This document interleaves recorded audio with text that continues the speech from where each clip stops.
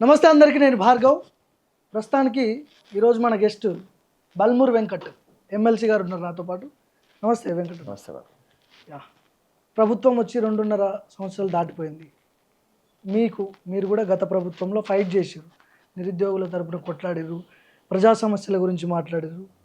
So ఇప్పుడు ఏమైనా మీకు మార్పు కనిపిస్తుంది అంటే మీరు ప్రభుత్వంలో ఉన్నారు కాబట్టి ఖచ్చితంగా మార్పు జరిగింది అని చెప్పి మాట్లాడతారు, కానీ గ్రౌండ్లో జరుగుతున్న రియాలిటీ మీ దృష్టికి వచ్చిందా? ఏమనిపిస్తుంది అసలు? ఉద్యోగాల దానిపైన ఇప్పుడు కానిస్టేబుల్ పోలీస్ రిక్రూట్మెంట్కి 5,000 పోస్టులు ఇస్తామని చెప్పినాము. దానిపైన లేదు 15,000 20,000 తోటి పోస్టులు వేయాలని చెప్పి స్టూడెంట్స్కి వెళ్ళి డిమాండ్ వస్తుంది. టీజీపీఎస్సీ పరిధిలో కూడా ఇప్పటికీ కొన్ని నోటిఫికేషన్స్ అనేవి రావడం జరిగింది. ఇంకొక 300-400 పోస్టులకు కూడా నోటిఫికేషన్స్ అనేవి చేస్తారు. సో ప్రాసెస్ జరుగుతుంది. కాబట్టి ఒకటేసారి ఎక్కువ నోటిఫికేషన్స్, ఎక్కువ ఉద్యోగాలు కావాలనే డిమాండ్ విద్యార్థులకి వస్తుంది. దాంట్లో ఎక్కడెక్కడ ఎన్నెల్లి ఖాళీలు ఉన్నాయి, ఆ ఖాళీలన్నింటినీ కూడా భర్తీ చేయాలని చెప్పి ముఖ్యమంత్రి గారు కూడా ఆదేశించారు. ఆ ప్రాసెస్ ప్రకారంగా జరుగుతుంది. నోటిఫికేషన్ కోసం చాలా మంది ఎదురు చూస్తున్నారు కదా, దాని గురించి ఉన్న దాంట్లో ఇమీడియట్గా మొత్తం ఉన్న ఖాళీలు అన్నీ ఒకటేసారి భర్తీ చేయాలి కావాలని చెప్పి 100% ఆ డిమాండ్ ఉంది. నేను దాన్ని తప్పుపట్టట్లేదు, లేదు చేయకూడదు అని చెప్పి మాట్లాడతలేదు. కానీ ప్రాసెస్ ప్రకారంగా, సైకిల్ ప్రకారంగా, సిస్టమ్ ప్రకారంగా సంబంధించిన డిపార్ట్మెంట్స్ పనిచేస్తున్నాయి. ఇప్పుడు మొన్న కూడా టీజీపీఎస్సీ 3-4 నోటిఫికేషన్స్ ఇచ్చింది. కాకపోతే ఆ పోస్ట్ సంఖ్య అనేది తక్కువ అయ్యేసరికి అది బయటికి. మీరు చెప్పింది 17,000 ఏమో చెప్పారంట కదా, అంటే 17,000 పోస్టులు పోలీస్ సంబంధించి ఎక్కడ కూడా ఇన్ని పోస్టులు వేస్తామని ఇప్పటివరకు ఎవరు అధికారికంగా ప్రకటించాలి. అఫీషియల్గా ఇప్పుడు వాట్సాప్ గ్రూప్లలో 20,000 ఖాళీలు ఉన్నాయని చెప్పి స్పెక్యులేషన్ పెట్టుకొని, లేదు 15,000 ఖాళీలు ఉన్నాయని చెప్పి స్పెక్యులేషన్ పెట్టుకొని, లేదు నోటిఫికేషన్స్ ముందేమో నోటిఫికేషన్స్ ఇస్తలేరని చెప్పి, తర్వాత నోటిఫికేషన్ ఇస్తుంటే నోటిఫికేషన్ పెంచి ఇవ్వాలి, అదనపు నోటిఫికేషన్లు కావాలని చెప్పి డిమాండ్స్. ఉన్నదాన్ని వారికి ఉన్న డిమాండ్స్ని మొన్నటివరకు ఏజ్ రిలాక్సేషన్ అన్నారు, ఏజ్ రిలాక్సేషన్ ఇవ్వడం జరిగింది. ఏజ్ రిలాక్సేషన్ దానిపైన కూడా రిలాక్సేషన్ అనేది ప్రకటించారు. దాని తర్వాత ఇప్పుడు లాంగ్ జంప్ కొన్ని ఇష్యూస్ కూడా అంటే నా దృష్టికి కూడా తీసుకురావడం జరిగింది. అది కూడా డీజీపీ గారి దృష్టికి, బోర్డ్ రిక్రూట్మెంట్ చైర్మన్ దృష్టి గారికి కూడా తీసుకొని వెళ్ళడం జరిగింది. అందులో ఏమేమి చేంజెస్ తీసుకురావాలి.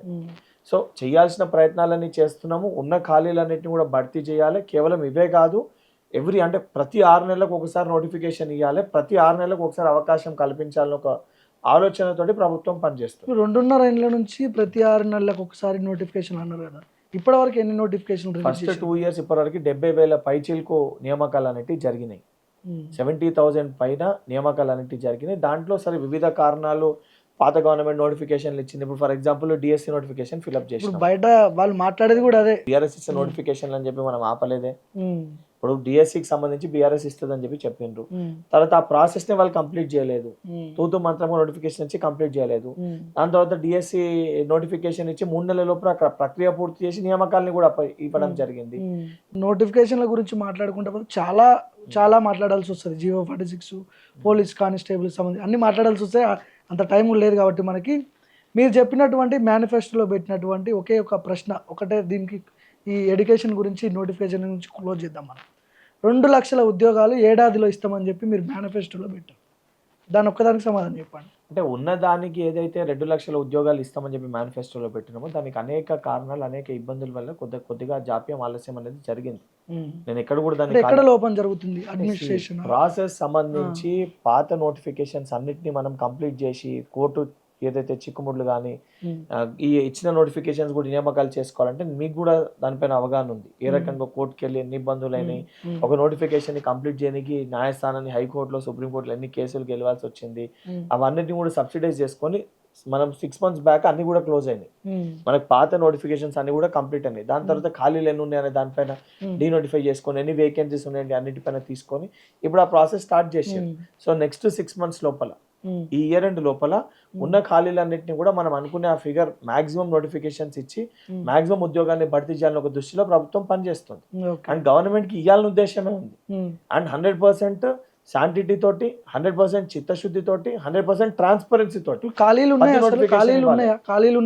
డిపార్ట్మెంట్స్ కి ఎన్ని ఖాళీలు ఉన్నాయి, ఏమున్నాయి అనేది అధికారికంగా డిపార్ట్మెంట్స్ డిక్లేర్ చేయాలి. ఈ రోజు ఈ డిపార్ట్మెంట్ లో ఎన్ని ఖాళీలు ఉన్నాయి అని అధికారికంగా మీరు నేను జనరల్ గా మనం మాట్లాడుకోవడానికి మనం ఏదైనా చెప్పుకోవచ్చు. 20,000 ఉండొచ్చు, 30,000 ఉండొచ్చు, ఇన్ని ఖాళీలు, అన్ని ఖాళీలు అని చెప్పి మనం చెప్పుకోనికి నెంబర్ చాలా ఎక్కువ చెప్పుకోవచ్చు. కానీ నోటిఫికేషన్ వేసే డిపార్ట్మెంట్ కి తెలుస్తుంది కదా ఎన్ని ఖాళీలు ఉన్నాయి, ఎన్ని రిక్వైర్మెంట్ ఉంది, దాన్ని బేస్ చేసుకొని రిక్వైర్మెంట్ చేస్తారు కదా. దాని తర్వాత ఫైనాన్స్ క్లియరెన్స్, ప్రతిదానికి ఒక ప్రొసీజర్ ఉంటుంది కదా. ప్రొసీజర్ ప్రకారంగా ప్రభుత్వం పనిచేస్తుంది.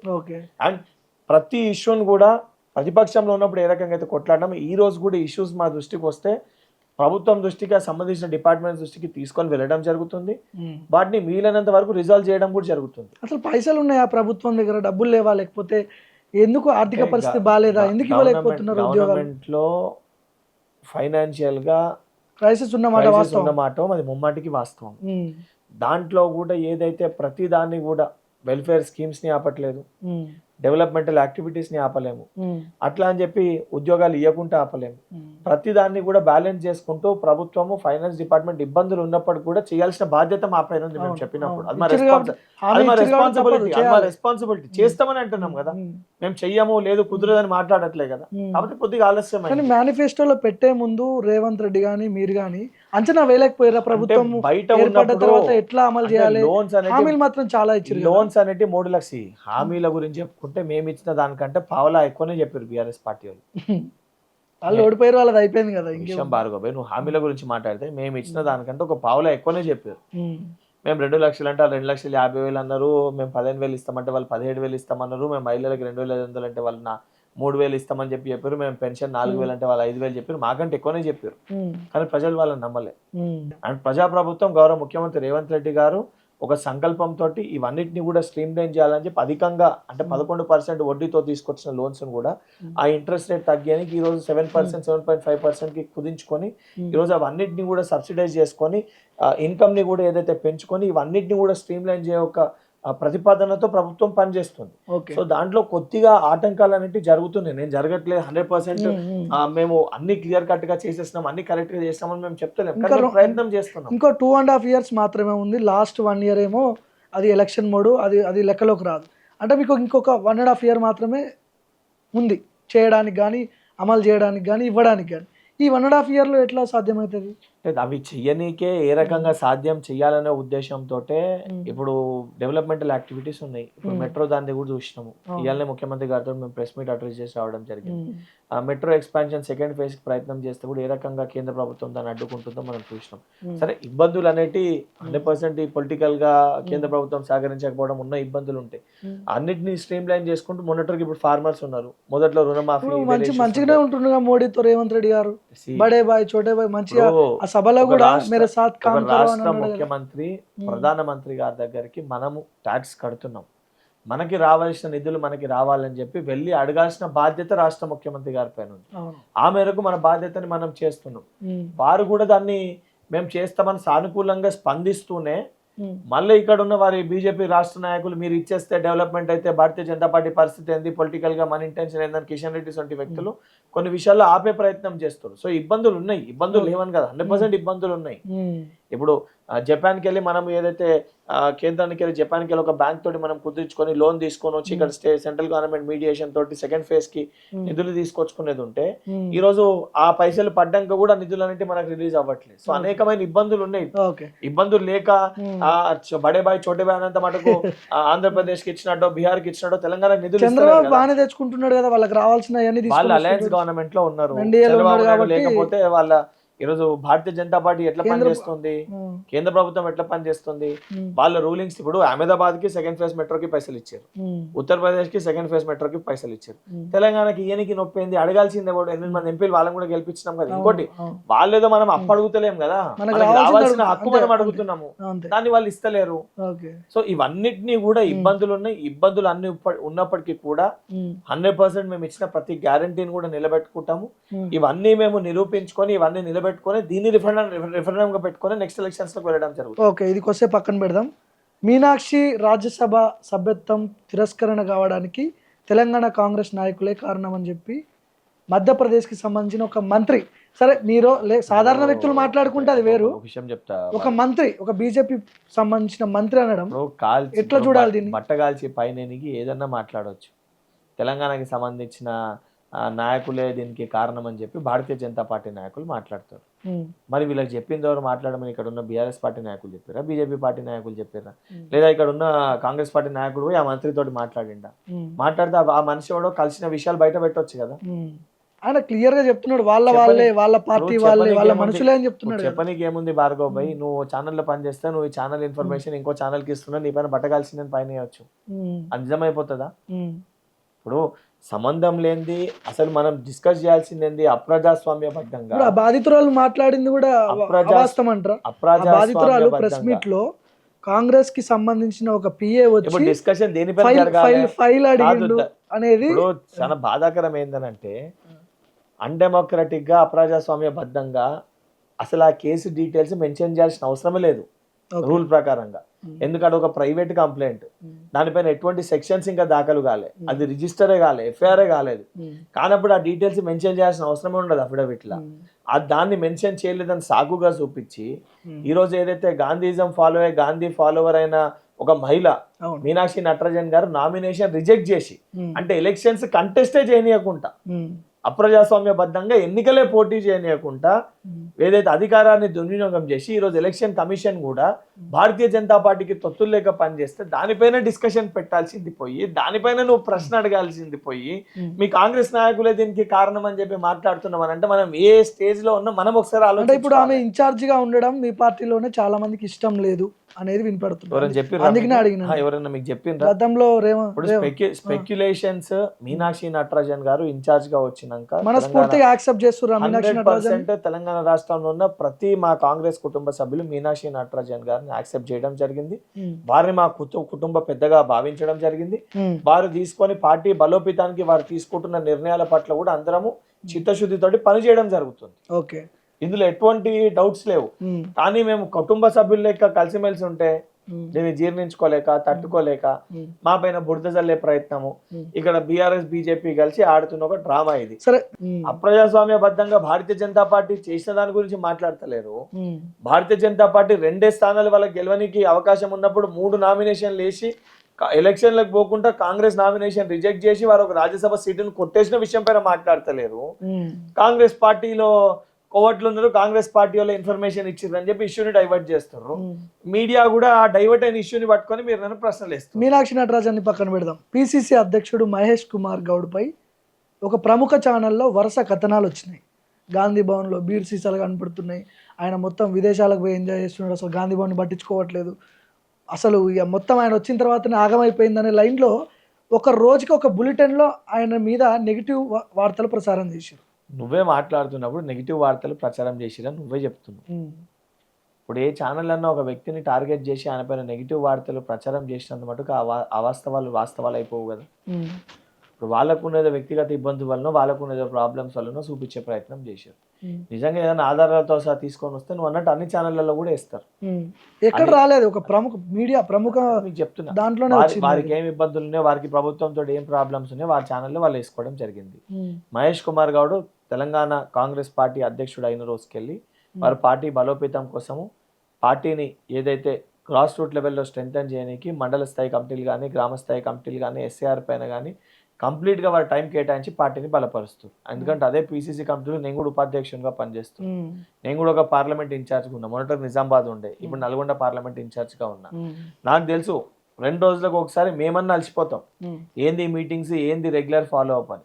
2 రోజులకు ఒకసారి ఫాలో అప్ చేస్తారు. ఆ జూమ్ మీటింగో లేదా పర్సనల్ మీటింగో లేదో రెగ్యులర్గా కాల్ చేయడము, పార్టీ బలోపేతం కోసం తను సర్వం త్యాగం చేసి పార్టీ కోసం పనిచేస్తుంది. సరే, మీరు మాట్లాడుతున్నారు కానీ మీ పార్టీలో ఒక పార్టీ అధ్యక్షుడిపై ఇంత పెద్ద కుట్ర జరుగుతున్నప్పుడు మంత్రులు మాట్లాడలేదు, ముఖ్యమంత్రి స్టేట్మెంట్ లేదు, ఇప్పుడు మీరు మాట్లాడుతున్నారు.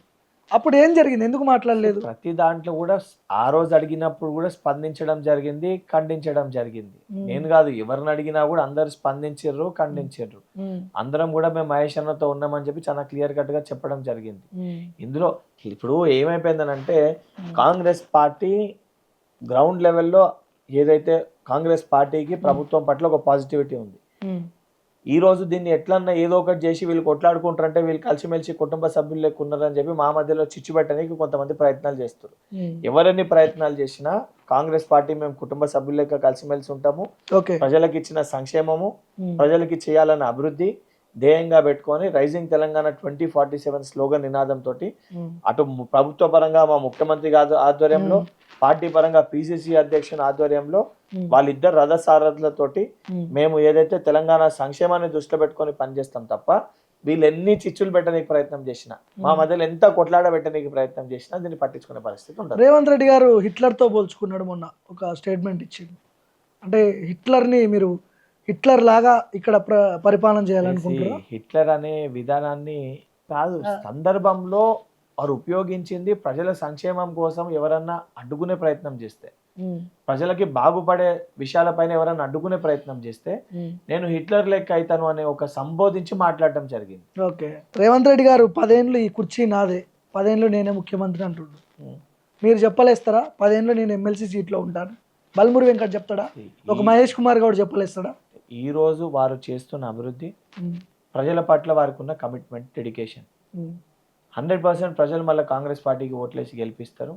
అది ఆయన ఫేస్ వాల్యూ తోటే గెలుస్తామని ఒక సంపూర్ణ విశ్వాసం, నమ్మకంతో, కాన్ఫిడెన్స్ తోట నేను చెప్తుండు. ఓకే, అలా తప్పేముంది? ఈరోజు నేను చెప్పగలుగుతానంటే నాకు శాశ్వతంగా ఈ కుర్చీలో కూర్చోాలని లేదు. నాకు డైరెక్ట్ పాలిటిక్స్ లో కంటెస్ట్ చేయాలని ఉంది. నా గోల్స్, నా ఎయిమ్స్ వేరే ఉన్నాయి. నా నిర్ణయం ప్రజల చేతిలో ఉంటది. నా నిర్ణయం మా పార్టీ పెద్దల చేతిలో ఉంటది. సో పార్టీ పెద్దల నిర్ణయం తీసుకుంటే మేము ఇదే దాంట్లో ఉంటామని చెప్పి చెప్తాము. జాతీయ పార్టీలో ఎట్లా సాధ్యమవుతుంది 10 ఏళ్ళు నేనే ముఖ్యమంత్రి అనే స్టేట్మెంట్? ఎట్లా?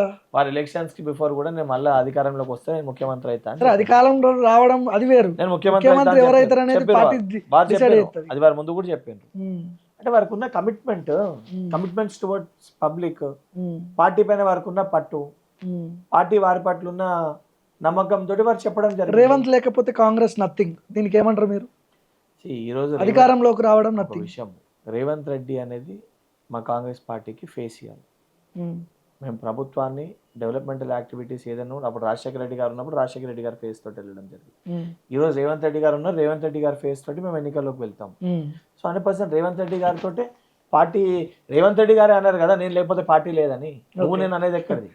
రేవంత్ రెడ్డి గారు అనేక సందర్భాలు ఏం చెప్పారు? నాకంటే కూడా పార్టీ పెద్దది, గొప్పది అని చెప్పారు. పార్టీ ఉంటేనే మనమంతా అని చెప్పారు. అసలు ఆ క్వశ్చన్ కి ఆన్సర్ లేదు.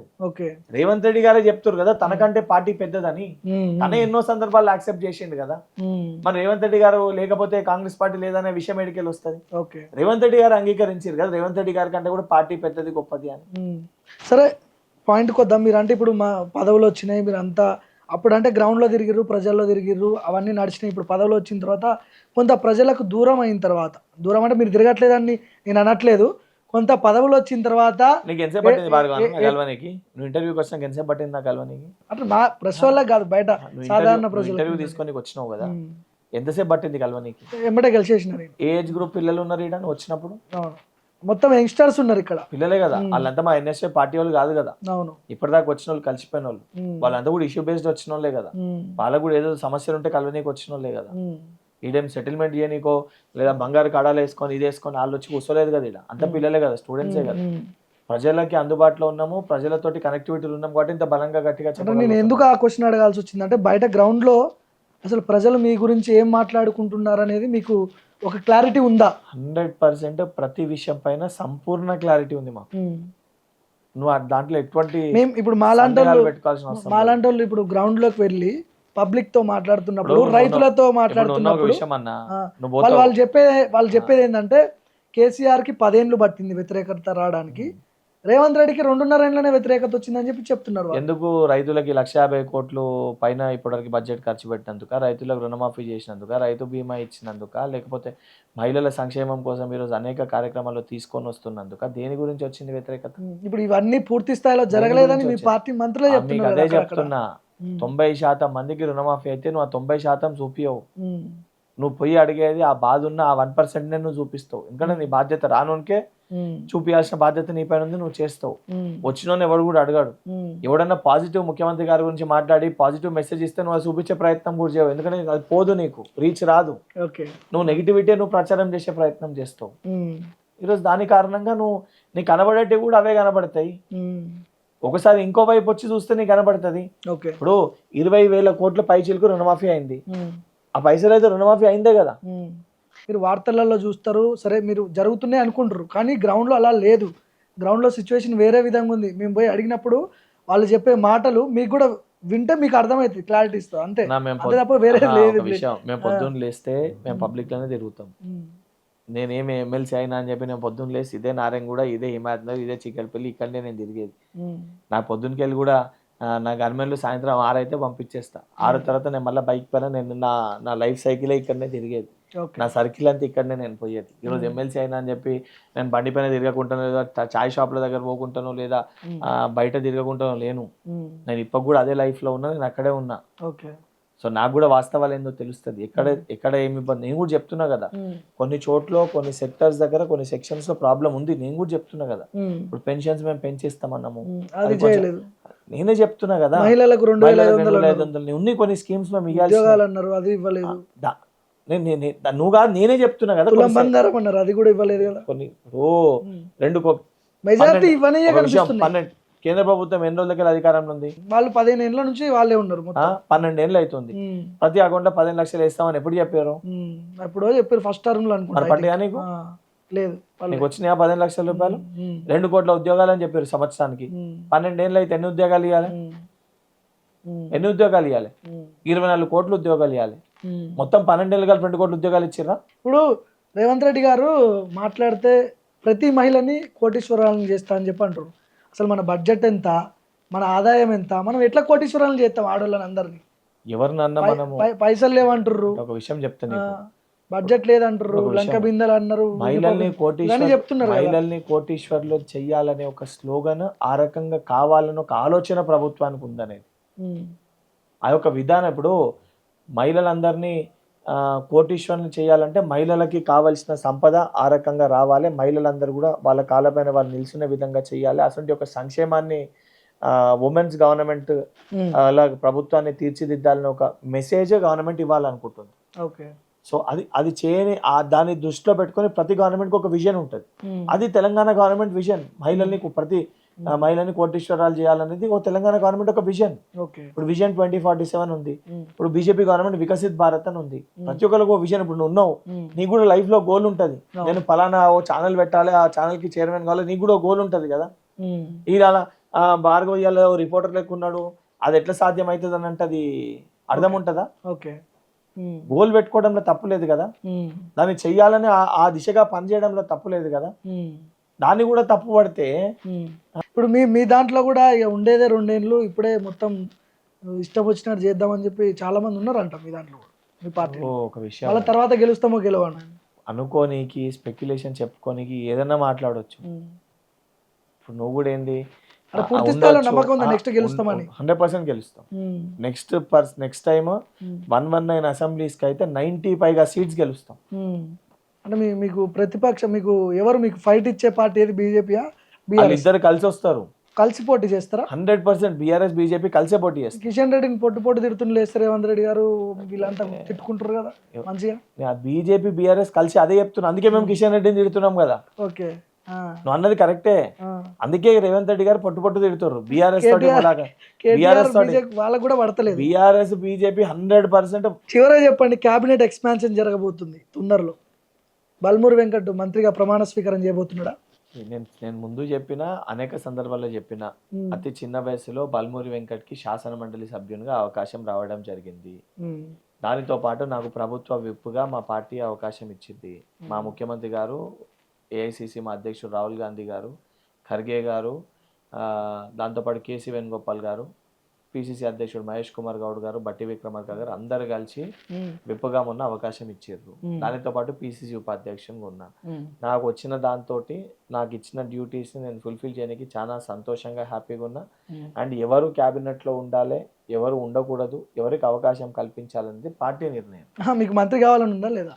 నాకు ఇంకా మస్తు ఏజ్ ఉంది భార్గవ్ భాయ్. జనరల్ గా ఉంటది కదా, ఆశ ఉంటది, మంత్రి కావాలని ఉంటది, ఉప ముఖ్యమంత్రి కావాలని ఉంటది. నాకున్న దాంట్లో నేను ఆశావాదిని కానీ అతి ఆశావాదిని కాదు. నాకు ఉన్న దాంట్లో, వచ్చిన దాంట్లో నేను సంతృప్తిగా, సంతోషంగా ఉన్నా. చివరిగా చెప్పండి, నిరుద్యోగులకు మీ నుంచి స్టేట్మెంట్ కోరుకుంటారు వాళ్ళు. ఎందుకంటే రాష్ట్రంలో ఉన్న మా నిరుద్యోగ సోదరులకి ఇది మీ ప్రభుత్వం, మీరు తెచ్చుకున్న ప్రభుత్వం. తప్పనిసరిగా మీరు అనుకునే విధంగా, కోరుకునే విధంగా ప్రభుత్వంలో ఉన్న ప్రతి ఖాళీని కూడా భర్తీ చేస్తాము. మీరు అడిగే ప్రతి డిమాండ్ని కూడా నెరవేర్చాల్సిన బాధ్యత ప్రజాప్రభుత్వం పైన ఉంది.